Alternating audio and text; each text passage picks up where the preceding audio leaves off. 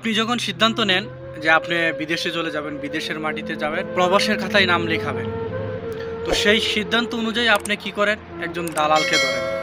দালালকে ধরে তাকে বলেন যে আমি সৌদি আরব বা দুবাই বা ওমান, কাতার, যে কোনো দেশে হোক আমি যাব। তো আপনি সেই প্রস্তুতি নিয়ে দালালকে বলেন, দালাল আপনার জন্য ভিসা রেডি করে। তো সে যে কোনো সেকেন্ড পার্সন হোক, একটা দালাল বা কোম্পানি বা যে কোনো মাধ্যমে আপনাকে একটা ভিসা রেডি করে দিবে। তো সেই ভিসাটা আপনার কাছে সে বিক্রি করবে একটা নির্ধারিত একটা মূল্যে। তো সেই নির্ধারিত মূল্যে আপনি ভিসাটা কিনলেন, কেনার পরে আপনি আসলেন সৌদি আরবে। কথার কথা, তো আপনি যখন সৌদি আরবে আসলেন, আপনি একটা কোম্পানি বা একটা মুদির বা একটা দালালের কাছে বিক্রি হয়ে গেলেন। সেই দালালে আপনাকে কিনে বাংলাদেশ থেকে আনলো, আনার পরে আপনাকে সৌদি আরবে রাখলো। রাখার পরে আপনাকে কি করলো? ওই দালাল যদি আপনার কোম্পানি না থাকে, কোনো সাপ্লায়ার না থাকে, যদি কোনো ভিত্তি না থাকে, তাহলে আপনাকে কি করবে? আপনাকে আরেক কোনো মুদিরের কাছে বা আরেক কোনো কোম্পানির কাছে আপনাকে বিক্রি করবে। তো আপনাকে কন্ট্রাক্ট হিসাবে বিক্রি করার পরে আপনাকে ওইখানে রাখবে পার্মানেন্ট। আপনি 2 বছরের চুক্তিবদ্ধ হবেন। 2 বছরের চুক্তিবদ্ধর মধ্যে আপনি এখানে আটকে থাকবেন। এখানে 2 বছর আপনাকে কাজ করতে হবে। মালিকে কোম্পানি আপনাকে যেভাবে বলবে সেইভাবে আপনার কাজ করতে হবে। এর বাহিরে আপনি কিছুই করতে পারবেন না। তো আপনি যদি কোম্পানির বাইরে কোনো কিছু করতে চান, তার জন্য আপনাকে অবশ্যই এর জবাব দিতে হবে। আপনাকে 2টা বছর চোখ বুঝে, যে আপনাকে কন্ট্যাক্ট করে কিনে নিয়েছে, এই 2টা বছর চোখ বুঝে আপনার এখানে থাকতে হবে, আপনাকে কাজ করতে হবে।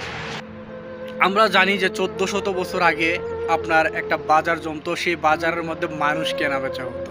তো সেখানে দাস দাসী কেনা হতো। যারা একটু প্রভাবশালী, টাকা পয়সা আছে, তারা দাস দাসী একেবারের জন্য কিনে নিত, নয়তো চুক্তিবদ্ধভাবে কিনে নিত। কেউ 5 বছরের জন্য কিনে নিত, কেউ সারা জীবনের জন্য কিনে নিত। কিনে নিয়ে তাকে যেভাবে মন চায় সেইভাবে কাজ করাতো, যেভাবে মন চায় সেইভাবে ইউজ করতো। তো সেই 1400 বছর আগের একটা জীবন ছিল, সেটা ছিল আদি দাসত্বর জীবন। আর এখন বর্তমানে আমরা 1400 বছর পরে যে অবস্থানে আছি প্রবাসীরা, সেটা হচ্ছে আধুনিক দাসত্ব জীবন। আমরা প্রবাসীরা সবাই এখন আছি আধুনিক দাসত্ব জীবনের মধ্যে। আসলে আমরা এই আধুনিক দাসত্ব জীবন গ্রহণ করছি, তার মধ্যে একটা ডিফারেন্স আছে। সেটা হচ্ছে নিজের টাকা খরচ করে আমি দাসত্ব জীবন কিনে নিচ্ছি, আমি দাসত্ব জীবন গ্রহণ করছি। তো যারা প্রবাসে আসবেন এই মেন্টালিটিটা মাথার মধ্যে সেভ করে আসবেন, যে আপনি আধুনিক দাসত্ব জীবনের মধ্যে আপনাকে ঢুকতে হবে, আধুনিক দাসত্ব জীবন আপনার পার করতে হবে। এখানে আপনার স্বাধীনতা বলতে কিছু নেই। আপনি এই বিদেশের মাটিতে কোনো কোম্পানির অন্তর্ভুক্ত হলেন, কোনো দালালের বা অন্তর্ভুক্ত হলেন, বা কোনো আপনার মুদিরের অন্তর্ভুক্ত হলেন, তো এটা হওয়া মানে হচ্ছে আপনার নিজের কোনো স্বাধীনতা নেই। তারা যেভাবে বলবে আপনাকে সেভাবেই চলতে হবে। তো এটাকে আমি বলি আধুনিক দাসত্ব জীবন। আমার কথাগুলো অবশ্যই খারাপ লাগতে পারে, কিন্তু আমার কথাগুলাই বাস্তব।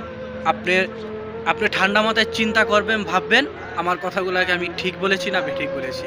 বিচার আপনাদের উপরে ছেড়ে দিলাম। তো যারা প্রবাসে আসবেন, এই চিন্তা ভাবনাটা মাথায় নিয়ে তারপরে আসবেন। আসসালামু আলাইকুম।